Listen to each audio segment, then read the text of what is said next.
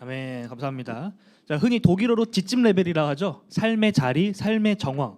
그 저자가 그리고 독자가 처해 있던 그 시대적인 배경, 역사적인 거, 문화, 어떤 이런 것도 알게 되면 우리가 성경을 보다 더 입체적으로 이해할 수 있습니다. 자, 그래서 바울의 전도 여행에 밑거름이 됐던 것들이 있었다라고 제가 말씀드렸었어요. 이러한 선행 작업들, 하나님의 역사심이 있었기 때문에 바울이 복음을 전할 수 있는 어떤 루트, 통로들이 열렸다라고 말했는데 어떤 게 있었죠, 효선이? 그렇죠. 길이 있었죠. 또 뭐가 있었죠? 네, 도시들이 있었고 비슷한 내용이죠. 그런 것들이 있었다. 자, 복습입니다. 자, 디아스포라.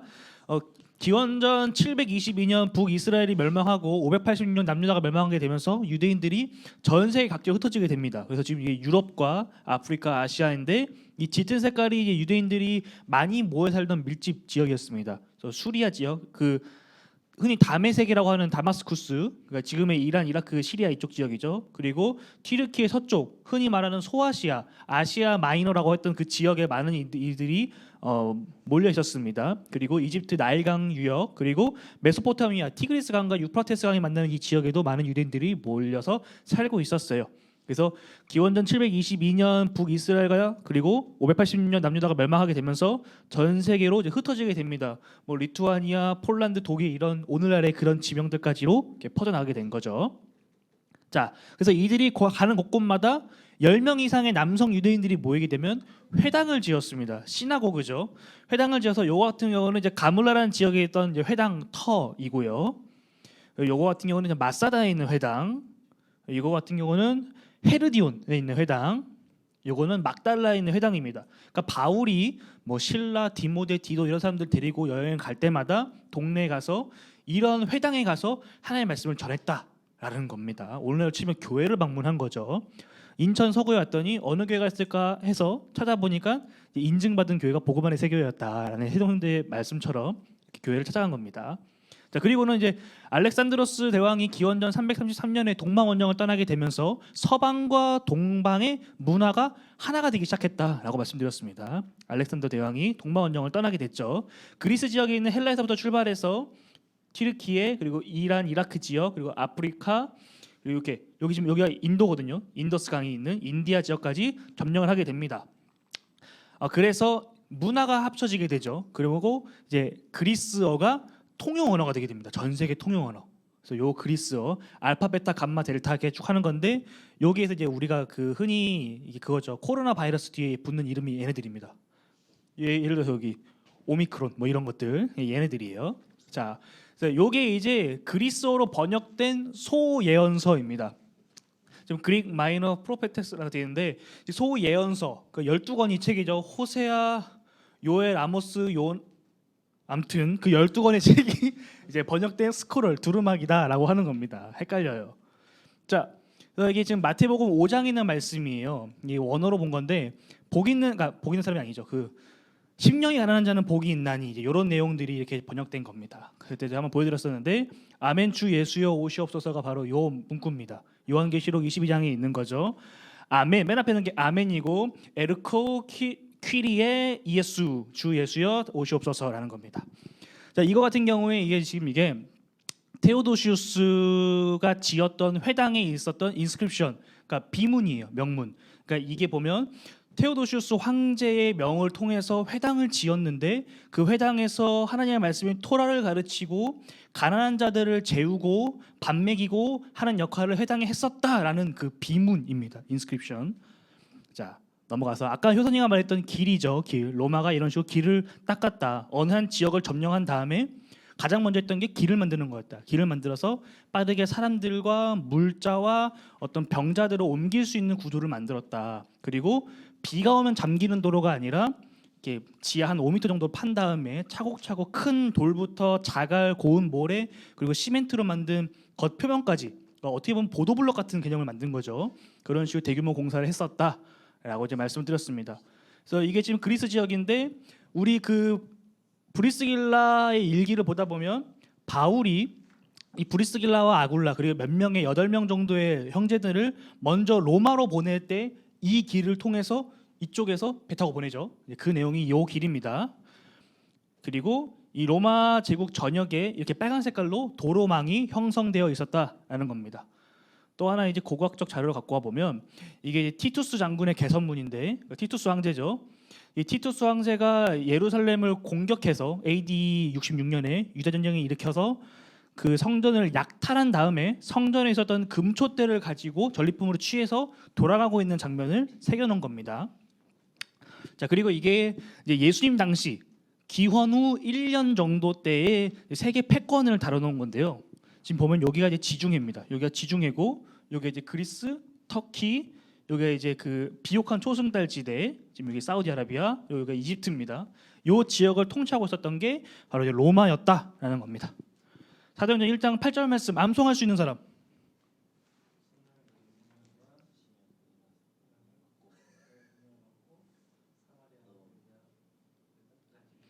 네, 그렇죠. 요거죠. 네, 그래서 여기에 있는 예루살렘에서부터 유대 그리고 사마리아 땅 끝까지 복음이 전하게 되는 것을 우리가 알 수 있는데 그 중에서 바울의 루트가 여기서부터 이렇게 가는 루트죠. 그래서 전설에 따르면 서바나 요 끝에 있는 스페인까지 복음을 전하러 갔다라고 이제 말하기도 합니다. 근데 사실 바울만 한 건 아니었고 수많은 제자들이 함께 했었어요. 인도로 간 도마도 있었고요. 전설에 의하면. 그리고 남쪽으로 이집트와 구스, 에티오피아를 향해서 갔던 사람들도 있었습니다. 자, 이 고대인들의 생각이 어땠냐? 이제 요랬다라고 말씀드렸죠. 그때 여기 보면 에라토스테네스라는 학자가 기원전 200년 경에 이렇게 세계 지도를 그렸습니다. 잘 안 보이는데 여기가 유럽이고 여기가 아시아, 여기가 이제 아프리카입니다. 그리고 바다가 둘러싸고 있는 구조를 그렸는데 요 가운데가 있는 게 지금 시돈이라고 되어 있어요. 시돈이 이스라엘 북쪽으로 있는 항구 도시입니다. 그래서 아무튼 그런 거고 이 에라토스테네스가 이 당시 때 어떤 생각을 했었냐면 그 아마 초등학교나 중학교 때 그런 문제 보셨을 거예요. 우물에 햇빛이 직선으로 떨어서 그림자가 없고 시간이 지나니까 그림자가 생겼습니다. 그렇다는 얘기는 저 빛을 발하는 태양과 지구 사이의 거리 그리고 시간에 따른 그 지구의 크기를 구할 수 있다라는 학설을 처음 얘기했던 게 바로 이 사람입니다. 이 내용이죠. 기원전 200년에 이미 이 사람은 지구가 완벽한 구형이다라는 전제를 세우고 이것을 추정했었습니다. 아무튼 그런 거고 이게 1851년에 독일에서 만들어진 지도인데요.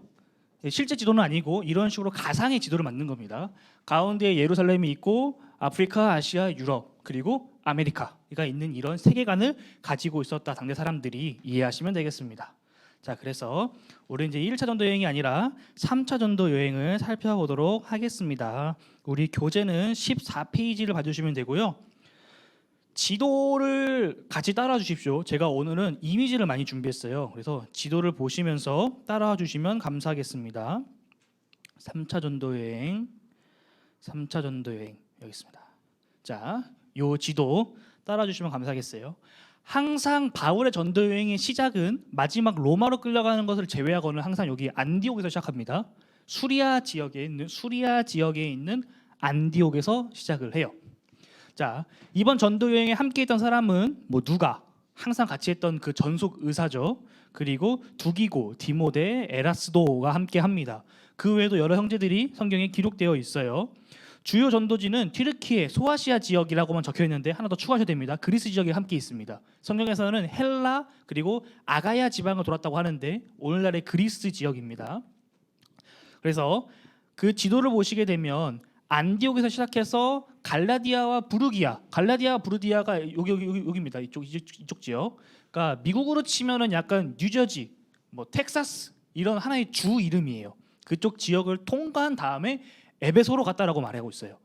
바울의 전도 여행 세 번째 전도 여행의 큰 특징은 바울이 목적지가 에베소였습니다. 그래서 에베소까지 가는 그 길을 성경이 구체적으로 언급하지 않아요. 그냥 그런 지역을 통과하면서 믿는 사람들 성도들을 방문해서 그들이 흔들리지 않게끔 굳건하게 했다라고만 하고 그다음에 바로 에베소로 간주 점프합니다. 자, 그리고 난 다음에 이제 마게도냐 그리고 헬라 지역을 갔다고 하는데 마게도냐와 헬라 지역이 이쪽입니다. 그리스 지역. 그래서 그리스라고 이해하면 된다고 말씀을 드린 거고요. 쭉 돈 다음에 빌립보에서 배를 타고 빌립보가 여기 있습니다. 빌립보에서 배를 타고 드로아로 이동한 다음에 이 튀르키예 서쪽 해안가를 쭉 돌아서 돌아서 이렇게 두로 그리고 악고를 거쳐서 가이사랴 예루살렘으로 돌아가는 루트를 가지고 있습니다. 대략적으로 한 3년 이상 걸렸을 걸로 추정하고 있어요. 왜냐하면 바울이 에베소에서만 2년을 있었기 때문에 적어도 이 여행에서 3년 이상 걸렸을 거다라고 학자들이 추정을 합니다. 이동한 거리는 약 4,340km 정도를 걷거나 배 타거나 해서 돌아다녔다라는 겁니다. 자, 하나하나 차례대로 살펴봅시다. 자, 수리아 안디옥. 수리아 지역의 안디옥은 셀레우코스 1세 때 만든 도시였죠. 다 한 번씩 했던 겁니다. 패스. 이렇게 생겼다. 여기 이제 강이 있고 이렇게 산세가 험난한 지역이다. 오늘날에는 이런 식으로 생겼다라는 겁니다. 여기에서 복음을 들고 떠나기 시작합니다. 그래서 길리기아 지역으로 들어가게 되죠. 이 길리기아 지역에는 이 바울의 생가가 있습니다. 그러니까 바울이 여기서 태어나고 자랐을 걸로 추정되는 집에 있는 우물터예요. 아닐 수도 있어요. 그리고 요 지역에는 하나의 특징이 있는데 아주 험난한 산맥이 있습니다. 그래서 이 산맥을 사람들이 황소라고 불렀어요. 그 황소가 바로 이 타우로스 또는 오늘날에는 토로스라고 부르는 이 지역인데요. 이렇게 험난한 산세를 거쳐서 지나가야지만 그 다음 지역으로 넘어갈 수 있었습니다. 우리로 치면 뭐 지리산 산맥 같은 거 이제 뚫고 지나간다라고 생각하시면 될 것 같아요. 또 요곳에 있었던 이제 하나의 강입니다. 치드누스 강, 이런 강이 있는 지역입니다. 그래서 이제 더베를 갑니다. 더베를 갖는 장면은 정확히 알 수 없어요. 하지만 제가 더베를 넣은 이유가 아까도 말씀드렸지만 바울이 그 지역을 지나가면서 성도들을 만났다고 성경이 기록하고 있거든요. 혹시 성경 있으신 분들 한번 찾아보면 좋겠습니다. 성경 사도행전 18장입니다. 사도행전 18장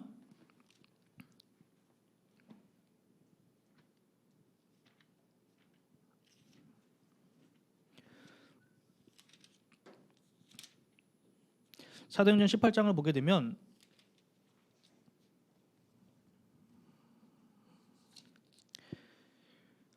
(22절) 가이사랴에 상륙하여 올라가 교회의 안부를 물은 후 안디옥으로 내려가서 이 22절이 2차 전도 여행 마지막이거든요. 가이사랴에 상륙하고 올라가가 예루살렘으로 갔다는 얘기입니다. 예루살렘으로 올라가서 교회의 안부를 물은 후 안디옥, 수리아 안디옥으로 내려가서 얼마 있다가 떠나 갈라디아와 부르기아 땅을 차례로 다니며 모든 제자를 굳건하게 하니라라고 했기 때문에 아마 바울이 1차 전도 여행 또 2차 전도 여행 때 지나갔었던 그 교회들을 방문했을 걸로 추정했기 때문에 그 교회들을 갖고 왔습니다. 더베 이런 식으로 생겼다고 말씀드렸죠. 루스드라, 이고니온 이런 식으로 생겼다 말씀을 드렸었고 이게 이제 이슬람 사원 같은 또 하나의 박물관인 거고 비시디아 안디옥 이런 곳이었다. 제가 그때 말씀드렸죠.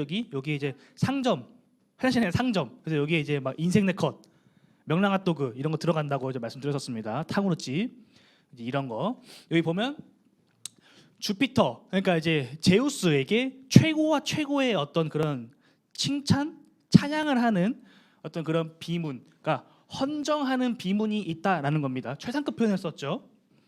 그리고 이제 이런 식으로 반원 형태로 되는 엄청난 규모의 이제 그 황제를 숭배하는 어떤 그런 문화재들이 현재도 남아 있습니다. 이런 것들 황제에게 신성한 영예를 바친다라는 어떤 그런 내용이 있는 하나의 조각들입니다. 이거 보면 이게 그 아까 봤던 그 큰 지역이 아우구스티눔이라고 하는데 거기에 있는 황소 조각상이에요. 황소는 힘을 상징하는 동물입니다. 그렇기 때문에 황제의 권력을 상징하기 위해서 황소 조각상이 사용되었어요. 이것도 이제 그때 말씀드렸던 건데 레스 게스타이 디비 아우구스티라고 해서 성전에 있는 모든 사람들, 신전에 있는 모든 사람들이 황제 아우구스투스를 위해 그의 건강을 위해 기도했다라는 내용입니다. 제사를 드렸다. 그러니까 그 로마사를 보게 되면 2차 삼도 정치를 이끌었던 옥타비아누스 그리고 안토니우스 레비두스인가? 아무튼 이 세 명의 사람들 중에서 쌍두마차가 옥타비아누스와 이제 안토니우스였는데 여기서 최종적으로 승리한 게 옥타비아누스잖아요. 이 옥타비아누스가 로마의 초대 황제가 됩니다. 그래서 아우구스투스 가장 신성한 자, 가장 존엄한 자, 존경받는 자라는 칭호를 받게 되는데 이 사람에게 가장 큰 약점이 하나 있었어요. 그게 뭐냐면 그의 어머니는 귀족 출신이거든요. 왕족 출신입니다. 근데 그의 아버지가 평민이에요. 그래서 늘 항상 신분의 문제가 있었는데 자기가 황제가 되게 되면서 황제를 그 신격화하게 돼요. 그러면서 이러한 황제를 섬기는 신전들이 세워지게 됩니다. 대표적인 예시로 예수님께서 마태복음 16장에 보면 제자들을 데리고 가이사랴 빌립보라는 지역으로 간단 말입니다. 거기에서 이제 예수님께서 너희는 사람들이 나를 뭐라 부르느냐라고 물어보시잖아요. 그때 뭐 제자들이 어떤 사람은 뭐 선지자라 그러고 어떤 사람은 뭐 선생이라 그러고 이야기하잖아요. 거기에 바로 그 로마 황제를 섬기는 그 신전이 있었습니다. 로마 황제를 퀴리오스 주라고 불렀는데 그곳에서 베드로가 16장 16절 말씀을 보면 주는 그리스도시요 주는 퀴리오스입니다. 주는 황제이십니다라고 말한 거예요. 예수님 황제이십니다. 네, 그 역설에 있는 장소가 바로 아무튼 그런 내용인 거예요. 자, 원어를 공부해야 되겠죠. 신학교 오십시오. 자, 이런 식으로 해서 이제 바울이 비시디아 안디옥을 지나갔는데 이건 1차 전도 여행 때의 그 지도예요. 비시디아 안디옥이 여기 있고 바울이 구보로 섬에서부터 배를 타고 이렇게 올라옵니다. 여기서 이제 마가 요한이 나 이제 못 하겠어 손들 치죠. 그리고 나서 아마 요 두 정도의 길로 올라갔을 거다라고 그때 보여드렸다는 사진이고요. 자, 이게 이제 그 아나톨리아 지방에서 그러니까 주거든요. 아나톨리아 지방에서 섬겼던 달신입니다. 달의 신, 맨이라고 불러요. 맨, 달의 신입니다. 자, 이 비시디아 안디옥에 가면 지금도 터가 남아 있습니다. 보면 세인트 바울의 교회가 남아 있다. 성 바울의 교회가 남아 있고 그리고 로마의 공중 목욕탕 시설 터가 있다라는 표지판인 겁니다. 실제로 이런 식으로 되어 있대요. 그 비시디아 안디옥 성으로 추정되는 곳인데 이 성 내부에 이런 식으로 로마가 만들었던 길이 아직도 남아 있는 거예요. 그럼 적어도 2000년 이상 된 길이라는 거죠. 그리고 이제 요게 이제 그 겨울 아크로폴리스인데 아크로폴리스가 뭐냐면 바위 지대 위에 지은 어떤 성, 어떤 건물, 신전 이런 걸 말합니다. 이 아크로폴리스가 이제 눈에 덮여 있죠. 1차 전도 여행 생각해 보면 바울이 그 아까 엄청난 산길을 올라갈 때 그 겨울이었잖아요. 굉장히 춥고 이 눈이 녹은 물이 내려와서 발이 시려웠다라는 이야기가 신라의 일기에 기록되어 있죠. 자, 이게 그리고 요 터에서 발견된 그 유아 세례탕, 십자가 모형으로 만들어진 이 탕에다가 물을 넣고 유아를 세례했던 그 탕입니다. 자, 이게 바로 루스드라 주변에 있는 겨울 풍경이죠. 자, 에베소로 이렇게 이동하게 됩니다. 에베소로 이동하는데 이 에베소의 뜻이 뭐냐면 바람직한 이런 뜻을 가지고 있어요. 그러나 실제로 에베소 사람들은 바람직하지 않았죠. 자, 소아시아 서부 해안에 위치해 있고요. 최대의 상업과 교통 중심지입니다. 바울은 항상 사람들이 가장 많이 모이는 곳을 찾아갔어요. 이렇게 생각하면 돼요. 바울이 걸어가든 배를 타고 가든 일단 정박할 수 있다는 거는 그곳에 항구가 있다는 거예요. 그러니까 오늘날로 치면 KTX가 쓰는 역이다 또는 공항이 있는 곳이다 라고 생각하시면 조금 더 이해가 편하실 것 같아요. 일찍이부터 유대교 회당이 있었습니다. 2차 전도 여행 때 바울이 고린도에서 배 타고 이 에베소로 가게 되면서 브리스길라와 아굴라에게 너는 여기 남아있어 내가 다시 돌아올게 라고 이야기를 하죠. 3차 전도 여행 때는 여기서 약 2년간 체류하게 됩니다. 좀 이따 두란노 서원이 뭔지 보여드릴게요. 자, 이게 고대 에베소의 지도입니다. 지도인데 잘 안 보이죠? 여기가 이제 신전이고 여기가 이제 바닷가입니다. 항구예요. 항구에 배가 정착하면 여기서 막 물건을 나르고 산을 나르고 여기 경기장도 있고 극장도 있고 이제 이런 식이었습니다. 엄청난 대도시인 거예요. 그러니까 뭐 CGV도 있고 인천공항도 있고 이제 이런 겁니다. 보그만의 세계도 있고. 자, 여기서 이제 바울이 활동을 했던 겁니다. 여기 보면 여기 항구가 있죠. 항구가 있고 이쪽에 이제 신전이 있었다라는 겁니다. 아데미를 섬겼던 신전이. 자, 털 한번 보여드릴게요. 이게 지금 마게네시안이라 되어 있나요? 마게네시안 아무튼 어떤 그런 게이트인 거고요. 그리고 여기 보면 바실리카 스토아라고 되어 있는데 여기 보면 그 바실리카는 하나의 양식입니다. 건축 양식, 문화 양식인 거고 스토아가 요거예요. 요거 기둥. 스토아가 기둥, 원주, 주량 이런 뜻을 가지고 있습니다. 근데 스토아하면 또 떠오르는 게 있죠. 윤리 시간에 배운 거 있지 않습니까? 스토아? 그죠? 스토아학파, 스토아 철학, 금욕주의자들. 네, 금욕주의자들. 그리고 이 스토아학파와 쌍두마차를 이뤘던 다른 한 파가 있죠. 기억나시나요? 흔히 쾌락주의자라고 말하는 에피쿠로스 학파가 있죠. 이 두 개, 사실은 이 에피쿠로스 학파는 쾌락주의자가 아니라 금욕적 쾌락주의자예요. 그러니까 스토아 학파가 완전히 그냥 금욕 아무것도 하면 안 돼라고 말했다면 에피쿠로스 학파는 절제하면서 그 안에서 즐거움, 쾌락을 누리는 어떤 그런 학파였는데 이 스토아파의 기원이 이 스토아 기둥입니다. 이 기둥들 앞에 모여서 떠들고 토론하고 논쟁하고 했던 사람들에 대한 이름인 거예요. 그래서 영어로는 스토아라고 하고 스토아파는 스토이시즘이라고 합니다. 아무튼 그런 거고요. 이렇게 사람들이 많이 모이는 곳이었고요. 그리고 요 얘기를 하고 싶었어요. 스토아 학파랑 에피쿠로스 학파가 성경에 둘 다 등장합니다. 바울이 걔네들을 까요. 그게 아니다. 복음이 최고다 하면서 깝니다. 나중에 한번 찾아보세요. 자, 이런 식으로 바실리카 스토아가 쭉 있습니다. 지금 이게 지금 주랑들이 쫙 있죠. 자, 그리고 또 재미난 하나 보여드릴게요. 에베소에는 이 바실리카에서 발견된 십자가 모형이에요.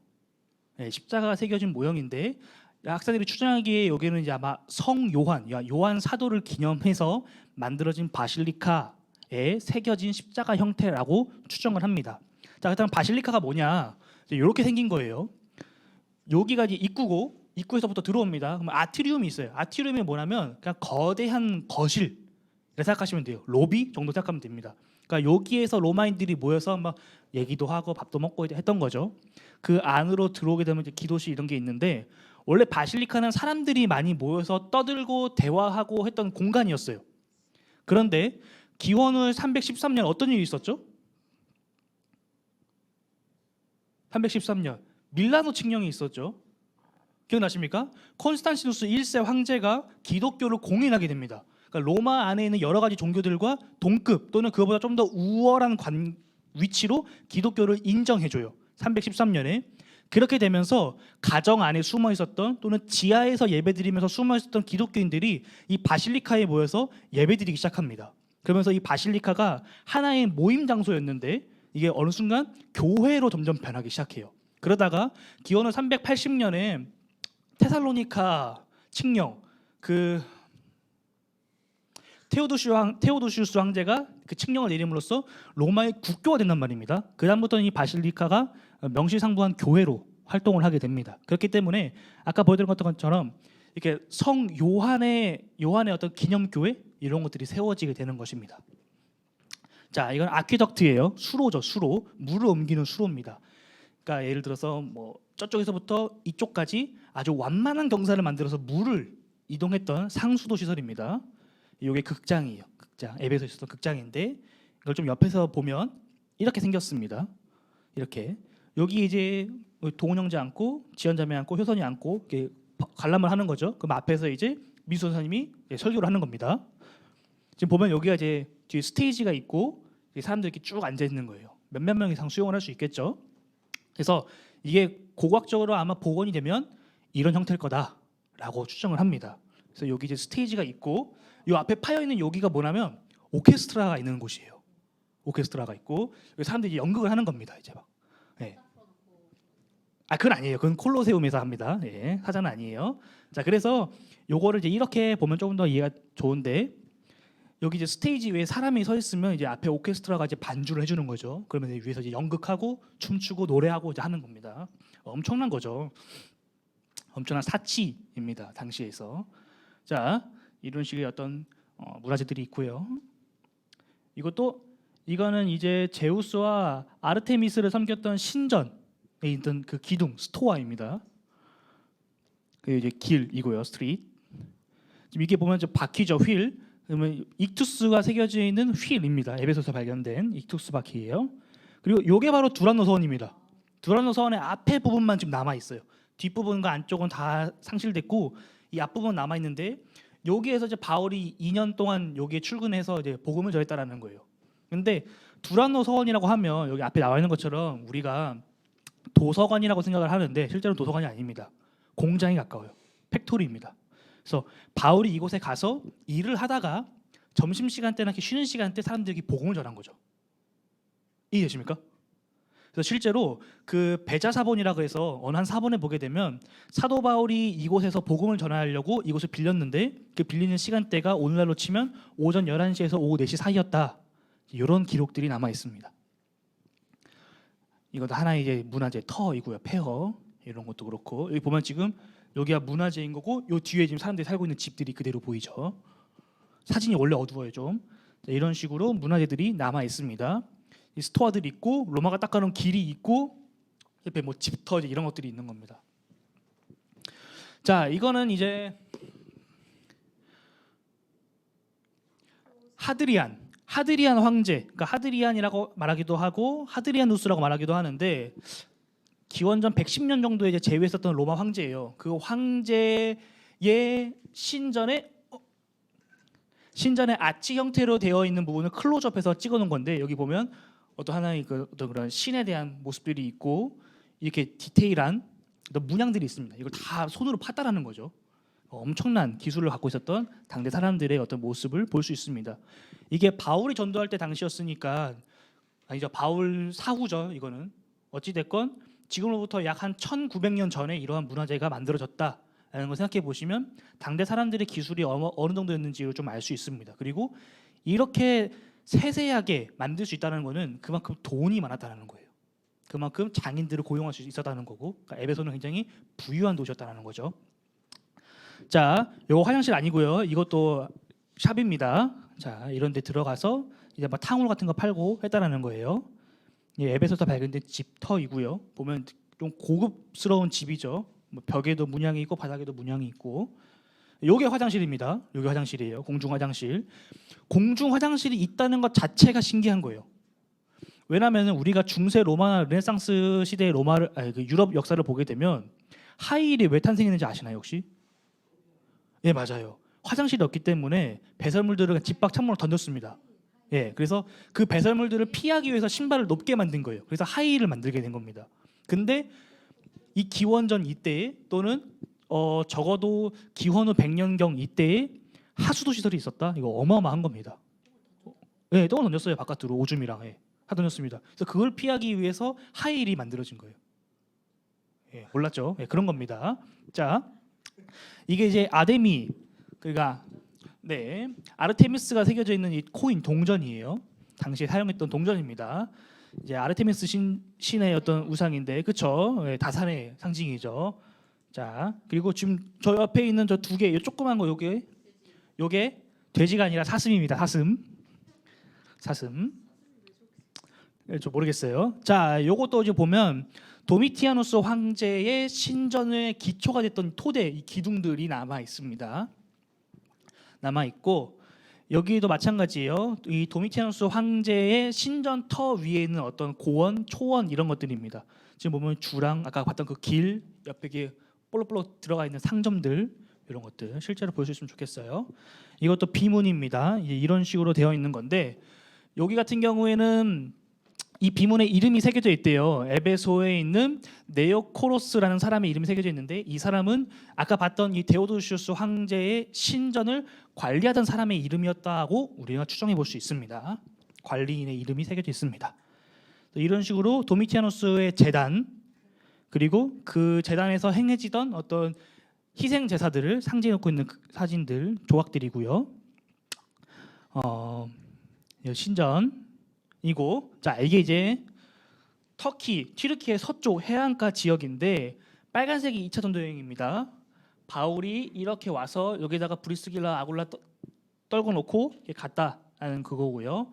파란색이 3차 전도 여행인데 이렇게 초대교회들을 쭉 방문하고 여기 와서 2년 동안 머물다가 이제 소동이 일어나게 되죠. 마술사들, 은장색 하는 사람들이 너네 때문에 우리 못 먹고 못 살겠다라고 하면서 소요를 일으키자 이제 길을 떠나게 되죠. 도망가게 아니라 떠나게 되죠. 그래서 이 북쪽으로 트로아 지역으로 이동하게 됩니다. 그 지도고요. 자, 이게 보면 지금 디모데랑 에라스투스를 보냈던 흔적인데 바울이 그들을 이렇게 해서 고린도 교회로 보내고 그들이 이렇게 돌아왔다라는 내용입니다. 자, 에베소 관련된 영상이 있는데 시간 관계상 일단 패스하고 좀 이따 시간이 남으면 그때 보도록 하겠습니다. 자, 아볼로입니다. 이 아볼로가 중요해요. 다시 성경을 보게 되면 사도행전 18장을 다시 봐야 되는데 18장에서 아까 봤던 부분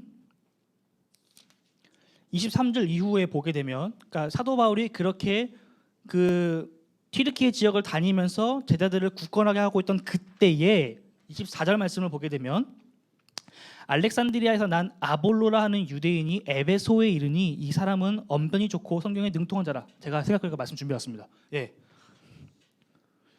능통한 자라. 그가 일찍이 주의 도를 배워 열심으로 예수에 관한 것을 자세히 말하며 가르치나 요한의 세례만 알 따름이라.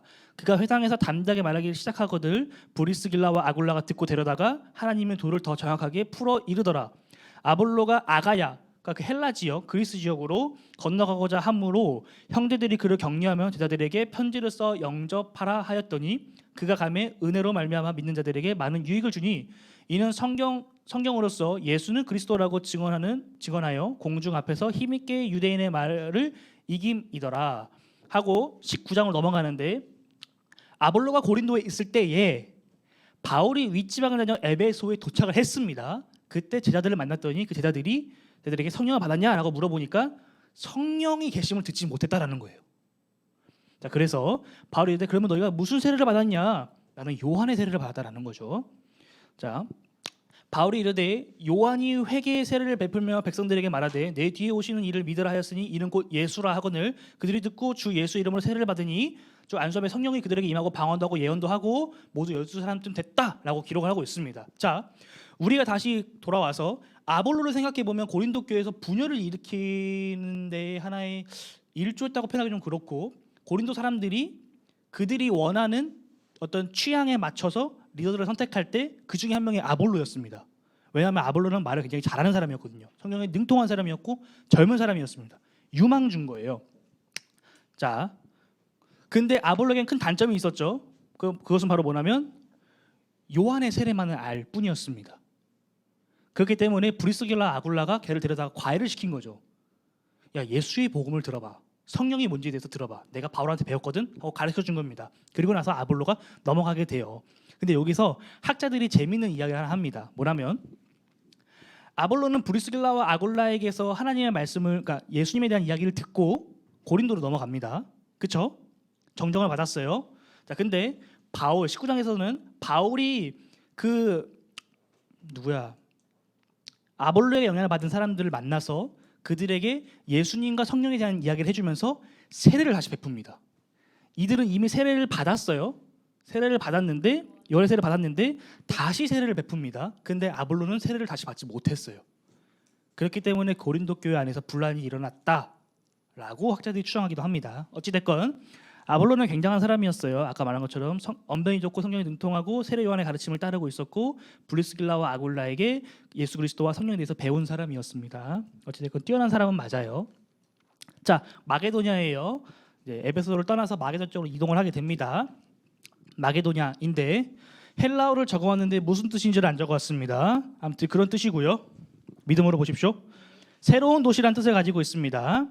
자, 이게 실제로 발견된 하나의 문화재인데요. 바울이 이 마게도냐 지역을 다녔던 어떤 그런 맵을 그려놓은 겁니다. 모자이크 기법으로. 에베소에서 드로아를 지나 네아폴리, 빌립보, 데살로니가, 베레아를 지나서 아테네, 그리고 고린도를 지나 이렇게 여기서 왔다 갔다 했다 하는 어떤 지도입니다. 네아폴리는 이 사모드라게가 그 섬이에요. 그 지도 보면 사모드라게가 어디 있냐면 여기 있습니다. 요 섬이에요. 요 섬. 그러니까 튀르키예에서 그리스로 넘어가는 지역에 있는 섬인데 그 섬을 지나서 가장 먼저 있는 항구 도시입니다. 빌립보에서 가장 가까운 항구 도시예요. 여기에 가면 이렇게 사도 바울 도착 기념교회가 있습니다. 이 도착은 3차 전도 여행이 아니라 2차 전도 여행 때 방문했던 것을 기념하는 거고요. 빌립보 우리 쭉 봤으니까 넘어가서 이게 아마도 빌립보에 살고 있었던 자색옥감 장수 누구죠? 그 바울을 말로써 통제할 수 있었던 유일한 여성. 그렇죠? 루디아가 세례받았던 곳으로 추정이 되는 곳입니다. 여기고요. 앞에 시내가 빌립보에 있는 아고라, 어떤 시장통, 어떤 광장에 남아 있는 에그나티아, 이곳이 에그나티아다라는 그 비문이 남아 있습니다. 아직도. 루디아 기념교회고요. 이 로마 시대에 빌립보에 있었던 하나의 포럼입니다. 사람들이 모일 수 있었던 포럼. 마찬가지로 스토아가 있고요. 아고라의 상점 유적들입니다. 여기가 지금 다 보면 상점들이 이렇게 들어가는 거예요, 하나씩. 자, 이 빌립보에서도 박해가 있었는데 이건 2차 전도 여행이니까 넘어가고 바울이 갇혔었던 감옥들 이거 보여드렸었고 넘어가서 데살로니가 이런 데를 쭉 돌게 되는 겁니다. 봤던 거 넘어갈게요. 베레아 넘어가고 아덴 이거 다 봤었어요 우리 파르테논 신전. 네 넘어가고 이게 소크라테스입니다. 소크라테스. 네 못생겼죠. 자, 고린도 좀 봅시다. 다시 한번 복습하는 식으로. 네. 2차 전도 여행 때 바울이 18개월 정도 거주했던 굉장히 애착이 있는 교회였습니다. 그런데 문제가 많았죠. 문제. 자,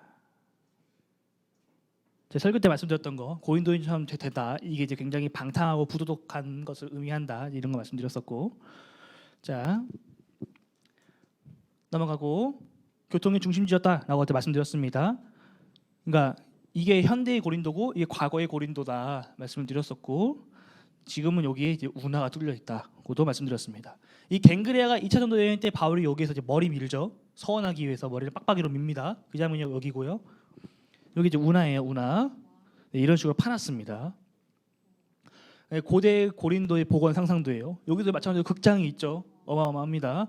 그리고 아폴로 태양의 신이죠. 아폴로 신전 그리고 옥타비아누스 신전 황제를 섬기던 신전입니다. 이런 식으로 있었고 오데온도 극장이에요. 작은 소극장을 말합니다. 얘는 대극장인 거고 상가들이 있었고 여기 보면 바실리카 나중에 이게 교회로 바뀌겠죠. 아무튼 이런 식으로 있었습니다.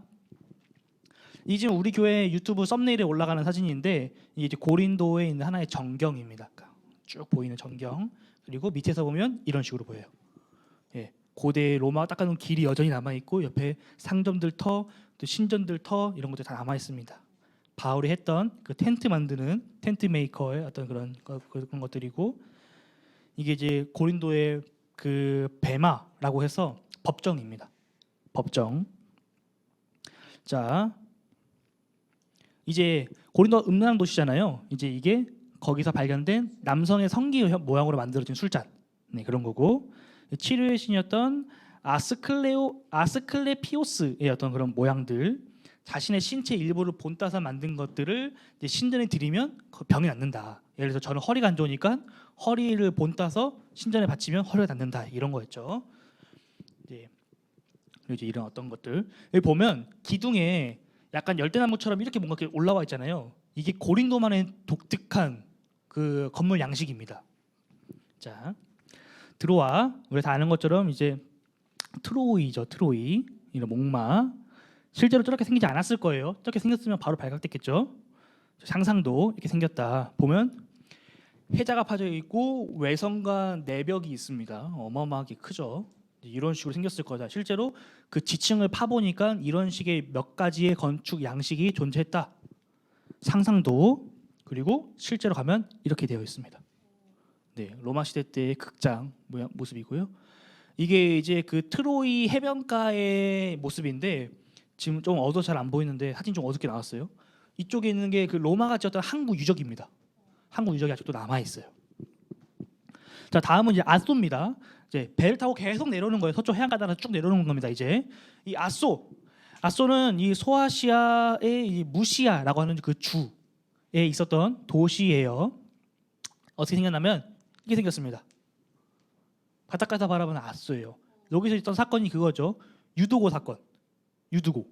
유두고가 사도 바울이 말씀을 전하는데 졸다가 3층에서 떨어져서 죽습니다. 근데 바울이 그걸 다시 살려내죠. 그러니까 여러분들이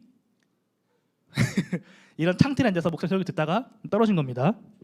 예, 그렇죠. 효선이가 떨어진 거예요. 그거를 바울이 목사님께서 내려가셔서 살리신 겁니다. 그렇게 이해하시면 돼요. 여기가 보면 이제 이런 식으로 지금도 유적들이 남아 있습니다. 지금 성이에요, 성. 이런 식으로 남아 있습니다. 이런 식으로 남아 있어요. 이런 식으로 남아 있습니다. 그리고 이제 미둘레네로 내려오게 됩니다. 미둘레네 조개가 많다라는 뜻이고요. 굉장히 좋은 어떤 주요 항구 도시면서 휴양 도시래요. 어떻게 생겼는지는 사진이 없어서 못 찾았어요. 그다음에 이제 기호입니다. 뱀이란 뜻을 가지고 있고요. 여기도 마찬가지로 사진이 없어요. 근데 어찌 됐건 바울이 계속 이러한 작은 섬들을 거쳐서 계속 지금 항해를 하고 있다는 겁니다. 네, 그리고 사모스인데 높은 봉우리라는 뜻을 가지고 있어요. 여기가 이제 피타고라스의 고향입니다. 기억나죠? a제곱 플러스 b제곱은 c제곱이다. 예, 그 피타고라스. 예, 철공, 모직물, 실용적인 도자기 등이 유명했던 곳이었어요. 여기입니다. 이 사모스에 있는 헤라 신전이에요. 헤라 여신, 제우스의 아내죠, 헤라. 네, 맞습니다. 마찬가지 헤라 여신의 이제 신전 터이고요. 자, 밀레도입니다. 밀레도.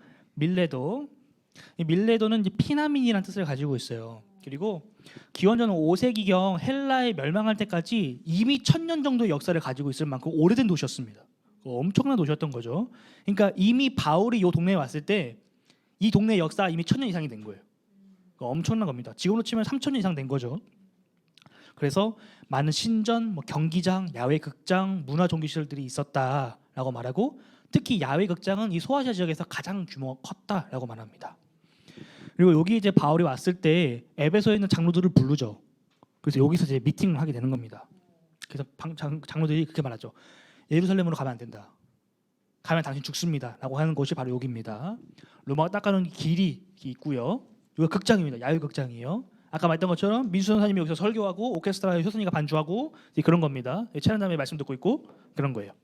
자, 이게 아까 봤던 그 아이오니 그 사람들의 어떤 문화 양식이 깃들어져 있는 어떤 스토아, 기둥입니다. 기둥이고요. 이렇게 생겼어요. 멀리서 보면. 여기 이제 보면 문양들이 새겨져 있고요. 이런 식으로 생겼습니다. 전경이 엄청나게 큰 도시였음을 알 수 있죠. 요거 이제 의자로 추정이 되는 거예요. 이런 식으로 기름 묻혔지만 상점 터들은 다 남아 있죠. 조각이 보면 여기 이제 천사처럼 보죠. 사람이 방패, 단검, 날개 있고 여기 뭐 짐승이랑 싸우고 있습니다. 자, 양들도 있고요. 이거를 항공뷰로 보면 이렇게 보입니다. 야외 극장이 이제 어마어마하게 크죠.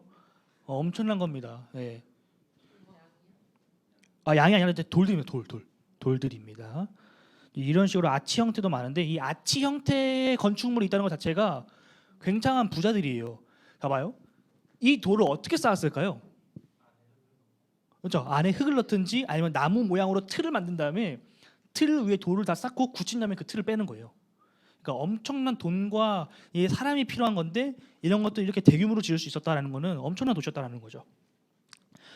여기에 보면 아주 재미있는 것이 있는데 유대인들과 그 신실한 자들, 항상 그 주님께 뭔가 열심을 갖고 있는 열정적인 사람들이라는 그 내용이 적혀 있는 비문인 거예요. 이게 어디서 발견된다면 밀레도에 있는 회당 벤치 의자에서 발견된 겁니다. 그러니까 여기가 유대인들이 하나님을 섬겼던 회당이 있던 곳이구나 라는 것을 알 수 있는 거죠. 유대인들과 하나님을 경외하는 자들이라고 써져 있는 문구예요. 자, 그리고 나서 고스로 갑니다. 코스라고도 하는데 이 고스는 문학과 교육의 중심지입니다. 그리고 무역이 활발했던 곳인데 뭐 포도주랑 자색 염료가 유명했던 곳이에요. 그리고 의학의 도시입니다. 그 히포크라테스가 뭔지 아시죠? 의사 선생님들이나 간호 선생님들이 히포크라테스 선서하잖아요. 물론 그게 히포크라테스의 선서가 제네바 협정을 통해서 조금 수정 보완된 거긴 하지만 어찌됐건 그 근원이 되는 그곳입니다. 히포크라테스의 고향이면서 의학의 신이었던 아스클라피우스의 신전이 있는 곳이에요. 자, 질문 나갑니다. 누굴까요? 포도요? 네? 그렇죠. 히포크라테스겠죠. 자, 여기서 힌트를 드렸어요. 히포크라테스입니다. 자, 그러면 이 다음 거 맞히는 분에게 선물 드릴게요. 누굴까요? 땡. 김문조 아닙니다. 네, 누굴까요? 땡.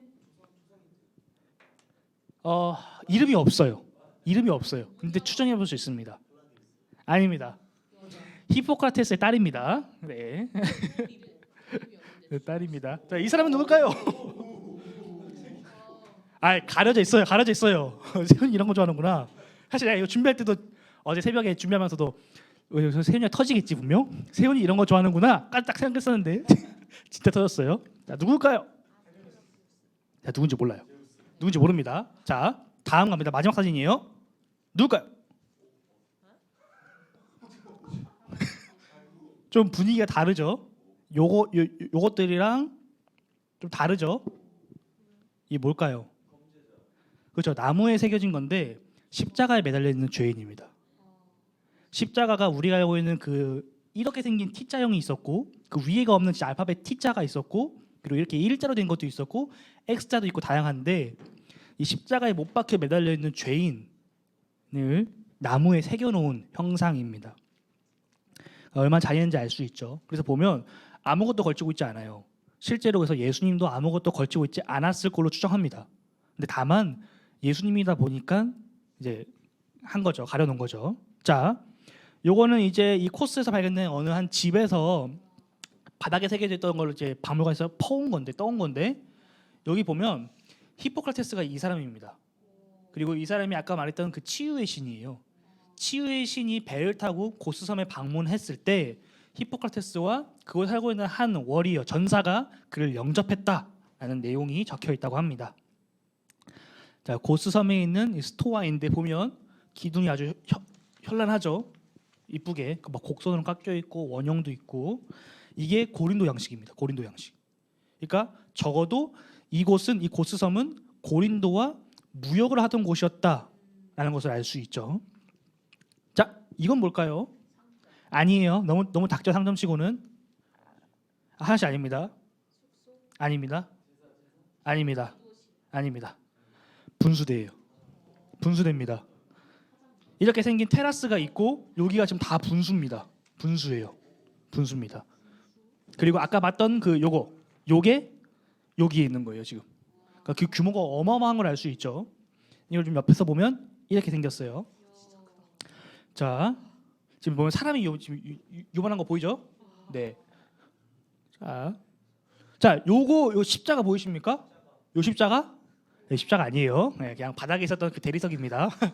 대리석 밑에 이러한 보형물들을 놓고 도로를 튼튼하게 만들었다라는 겁니다. 그 도로의 하부 구조를 엿볼 수 있는 거예요. 저도 십자가인 줄 알고 찾아봤는데 아니더라고요. 자, 거기서 발견된 이제 비문입니다. 그러니까 이게 1층 테라스에 있었던 어떤 하나의 비문이에요. 새겨져 있는 거. 이게 바닷가에서 보는 현대의 모습이고요. 네, 이쁘죠. 네. 다 여기가 다 지중해예요. 지금 지중해. 네. 뭐 와인 하나랑 이제 뭐 파스타, 피자 이런 거 먹는 곳, 이런 그런 휴양지가 바로 이런 곳입니다. 자, 로도섬입니다. 로도섬. 로도섬은 장미란 뜻을 가지고 있어요. 이게 그 그리스 사람들이 구약 시대 때부터 여기서는 도다님이라고 불렸습니다. 창세기 10장에서부터 나와요. 이들에 대한 기록이. 그리고 에스겔 27장 15절을 보더라도 이들이 그 무역으로 굉장히 유명했다는 것을 알 수 있습니다. 당대에 가장 유명한 수사학교가 있을 정도로 학문이 크게 발달한 곳이에요. 그러니까 수사학 어떤 걸 이렇게 좀 비유 들어서 말하는 것들, 그런 것들이 발달했던 곳이었습니다. 바울이 3차 전도 여행을 마치고 돌아올 때 방문했던 섬이고 이 로도스 섬에는 그 태양신이었던 아폴로를 숭배했던 그 등대가 있었던 곳입니다. 그 고대 7대 불가사의죠. 이 등대. 한 번쯤 보신 적 있죠? 뭐 그 피라미드와 함께 아닙니다. 그 고대의 불가사의라고 불리는 이러한 등대가 있었던 곳입니다. 이런 등대가 있었다는 곳입니다. 근데 이게 그 전설에 의하면 기원전 227년인가 그때 이제 지진 때문에 무너졌다라고 하고 있어요. 지금도 발견이 안 됩니다. 자, 이런 식으로 이제 로도스에 있는 어떤 하나의 이게 아폴로 신전입니다. 아폴로 신전. 네, 그렇죠. 태양의 신 신전이고 요거 같은 경우는 이제 벤치입니다. 벤치예요. 그러니까 요게 이제 등 기대고 앉는 벤치인 거죠. 네. 요것도 이제 신전입니다. 이거는 아테네 신전이에요. 네, 아테네 신전. 그리고 이런 식으로 성벽도 있고 해안가에 이런 식으로 어떤 구조물들도 있고, 예, 뭐 양인지 염소인지 모르겠어요. 고라니는 아닐 것 같긴 한데, 아무튼 그런 식으로 되어 있고요.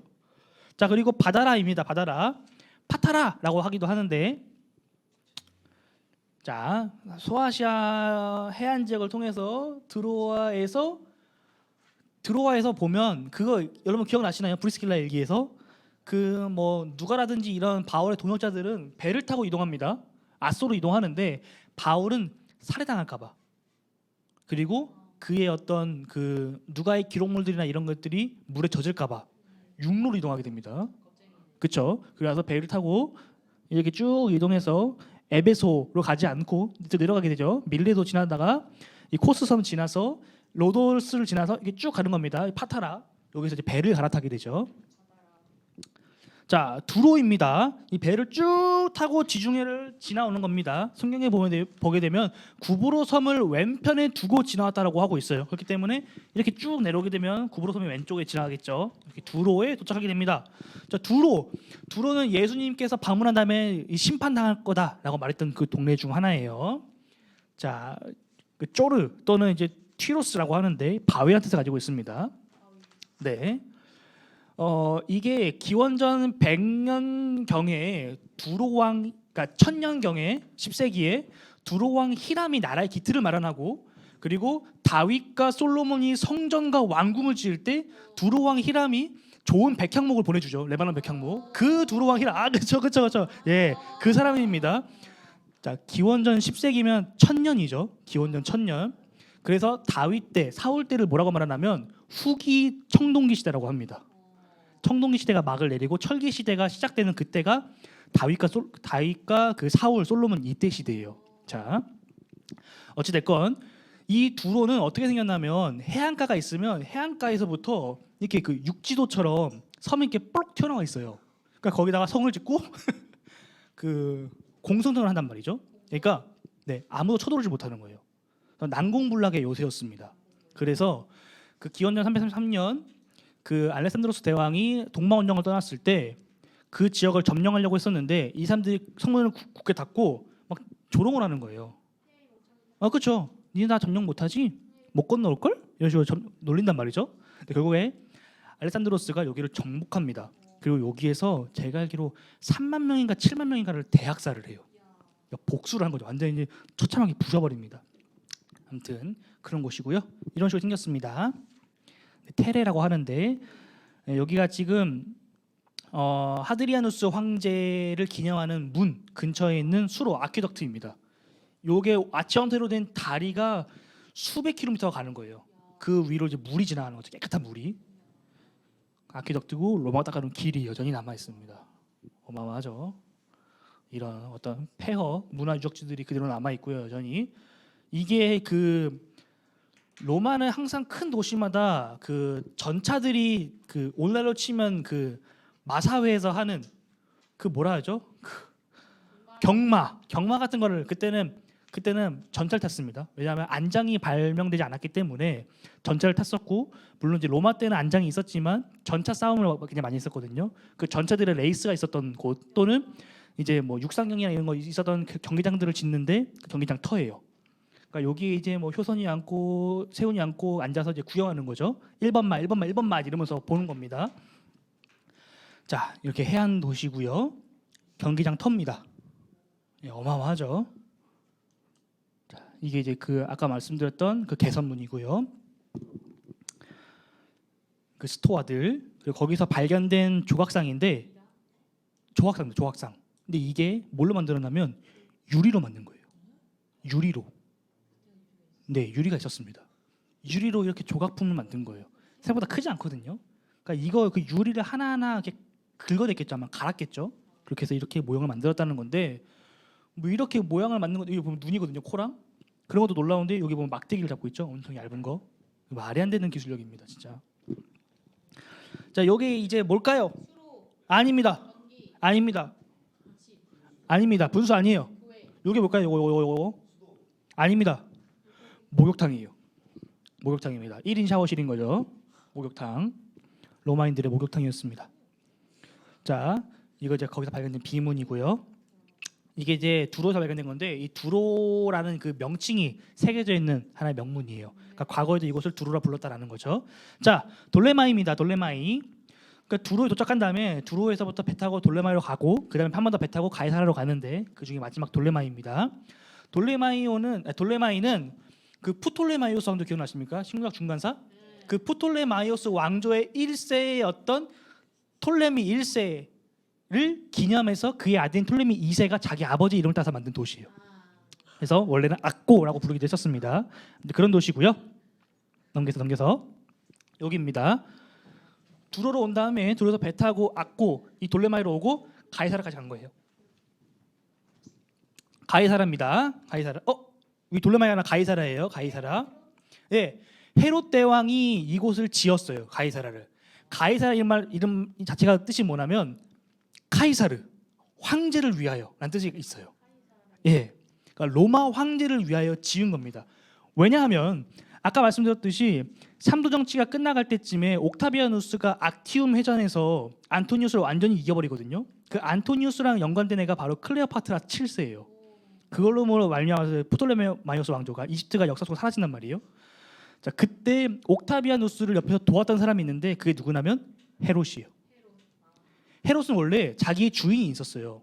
그래서 자기 주인이 헤롯한테 종한테 시켜서 가서 옥타비아누스에게 우승에 대한 기념, 그러니까 한창 전쟁 중일 때 이제 그를 지지한다는 어떤 그런 의견을 보여라라고 하는데 돈이랑 같이 헤롯이 이걸 가져간 다음에 자기가 한 것처럼 말합니다. 네. 미래의 폐하시오, 제가 이렇게 한 거죠. 그래서 이 옥타비아누스가 황제가 된 다음에 이 헤롯을 이 지역을 통치할 수 있는 왕으로 세워줘요. 그래서 이게 헤롯 대왕입니다. 그래서 헤롯 대왕이 정치적으로 이제 안정권을 잡아서 통치하려고 하는데 동방에서 온 박사들이 이스라엘의 왕이 났다라는 거죠. 유대인의 왕. 그러니까 어떻게 해요? 헤롯은 다 죽여버려야 되는 겁니다. 그래서 베들레헴에 있는 2살 이하의 아이들을 다 학살하게 된 사건이 그때 일어나게 된 거죠. 그 헤롯 대왕이 인조 항구를 만든 겁니다. 그러니까 인공적으로 만든 항구인 거죠. 항구를 만들어서 로마의 황제인 아우구스투스에게, 옥타비아누스에게 그 도시를 바치는 거예요. 네, 헌상한 겁니다. 자, 이 도시랑 관련된 돌레마이가 아니라 가이사랴 관련된 사람이 빌립, 집사 빌립이 전도한 도시 중 하나고, 베드로가 로마의 백부장을 회심시켰던 곳입니다. 그러니까 베드로가 꿈꾸잖아요. 꿈꾸는데 하늘에서 광주가 내려와서 정결하는 동물도 있고 부정한 동물도 있는데 하나님께서 먹어라. 그러니까 베드로가 주님, 부정한 동물이 있는데요. 다시 올라가요. 다시 꿈을 꿉니다. 다시 내려와요. 먹어라. 부정한 동물이 있는데요. 다시 올라갑니다. 다시 내려와요. 부정한 동물인데요. 네, 하나님께서 먹으라면 먹지 자꾸 말이 많아 라고 하신 다음에 고넬료에게 보냅니다. 고넬료의 종이 와서 우리에게 와주십시오 라고 이야기하죠. 그 내용입니다. 그리고 바울과 관련해서는 이제 다소로 가던 도중에 복음을 전했고, 항구로 이용했고, 뭐 감금되었던 곳, 그리고 총독 벨릭스와 베스도 아그리파 2세에게 변론했던 곳, 그 브리스길라 마지막에 나온 이야기들이죠. 로마로 압송될 때 출항한 곳으로 되어 있습니다. 그리고 헤롯 아그리파 1세, 이 세랑 관련이 있는 친구인데, 이 친구가 그 하나님을 모욕했었나? 잘 기억이 안 나는데 아무튼 그래서 벌레 먹습니다. 벌레 때문에 죽어요. 예, 그래서 그 내용이 성경에 기록되어 있습니다. 네, 맞습니다. 자, 이게 가이사라의 현재 남아 있는 모습이에요. 지금도 계속 이스라엘에서 요거를 지금 발굴하고 복원하고 있는데, 이 해안가에 인위적으로 만든 요것이 이제 그 뭐라고 해야 될까요? 그러니까 그 제반 시설인 거죠. 만들고 이제 여기 지금 이 사진 찍고 있는 사람이 서 있는 곳이 어디냐면 그 헤롯 대왕이 사우나를 즐겼던 해수풀, 그 위치에서 찍은 겁니다. 여기 보면 등대 터도 있고요.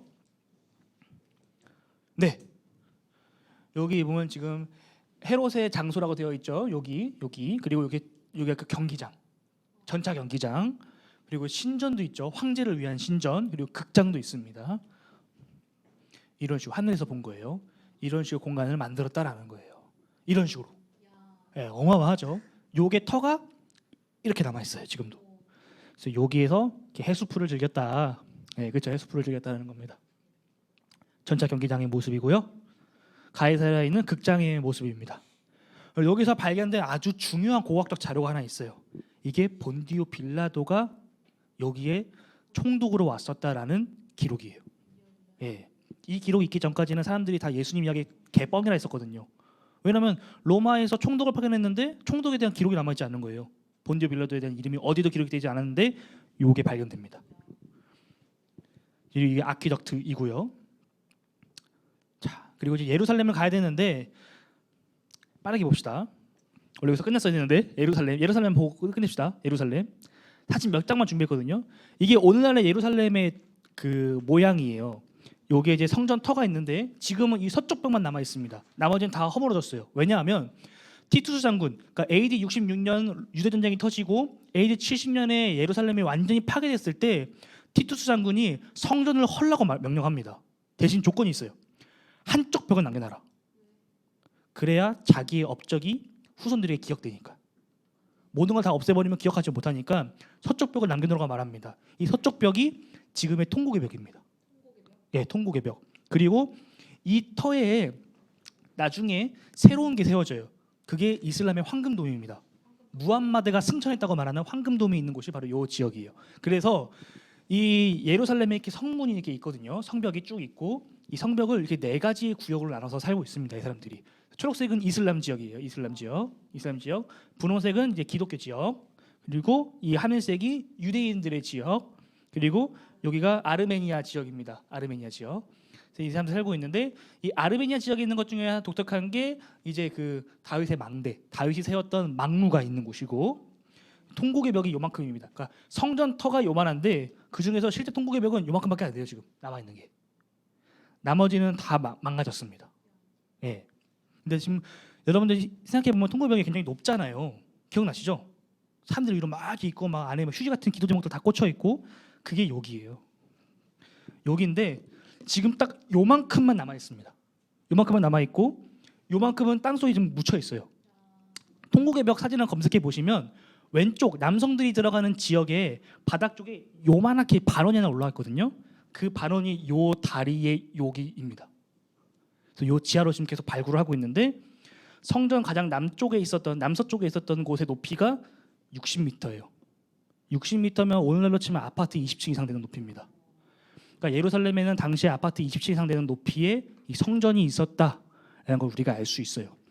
이 폭이 지금 보면 길이가 안 나와 있는데요. 여기서부터 여기까지 서쪽 끝 벽이 485m입니다. 그러니까 축구장보다 훨씬 큰 거죠. 훨씬 크고 이런 식으로 되어 있었고 이제 여기가 이제 실로암으로 가는 길입니다. 실로암 가는 길. 여기 있는 것들이 다 상점들이에요. 상점들. 여기에서 이제 뭐 소, 양, 염소, 집비둘기, 산비둘기들을 팔았던 겁니다. 근데 문제는 뭐냐면 이제 그걸 가지고 성전으로 올라갈 거 아닙니까? 이 문을 통과해서 80m 들어가고 계단을 올라가면 요 뜰이 나옵니다. 여기가 이제 이방인의 뜰이에요. 여기서 이제 이방인들이 하나님을 예배해야 되는데 여기에서까지 짐승들을 판 거예요. 돈을 환전하고 누가? 사두개인들이. 제사장 집단이 그렇게 했던 겁니다. 그래서 예수님께서 그곳에 들어가신 다음에 상을 뒤집어 엎으신 거예요. 그렇죠? 하나만 뒤집어 엎어도 돼요. 근데 하나만 뒤집어 엎어도 돼요. 왜냐하면 명절 땐 여기에 10만 명 이상의 사람들이 몰린단 말입니다. 근데 여기에서 그 이방인들이 하나님을 예배해야 되는데 예배를 하지 못하게끔 방해하고 거기서 물건을 팔고 있었던 거예요. 자기의 이득을 취하고 있었던 거죠. 그러니까 예를 들어 우리가 10,000원짜리를 가져가게 되면 그걸로 물건을 살 수가 없어요. 성전에서만 사용할 수 있는 돈으로 바꿔야 됩니다. 거기서 수수료 떼갑니다. 어마어마하게 떼가요, 수수료를. 그리고 물건도 훨씬 비싸게 팝니다. 여기서 10,000원 주고 살 수 있는 거 거기서는 20만 원 주고 사야 돼요. 그런 식으로 엄청난 폭리를 취했기 때문에 예수님께서 그걸 뒤집어 엎으신 거예요. 왜 이방인들이 약자들이 하나님을 예배되는 곳에서 그들의 예배를 방해하고 있느냐라는 거죠. 아무튼 그런 겁니다. 그래서 강도소굴이라고 말하죠. 그래서 예수님 당시 때 첫 번째 1세기 때에 아마도 이스라엘 이렇게 생겼을 거다라고 말합니다. 성전이 있고 성전 상부로 통하는 길이 있고 이렇게 뭐 도시들이 이렇게 있습니다. 여기 상부층들이 사는 도시, 하부층들이 사는 도시인 거고 여기가 이제 히스기야 때 솔로몬 때 완성된 그 터이고요. 여기가 이제 실로암인 겁니다. 실로암. 자 그리고 여기가 이제 안토니아 요새예요. 로마 군들이 주둔하고 있었던 성전에서 언제 어떤 소요가 일어날지 모르니까 로마 군들이 주둔하고 있었던 곳입니다. 예.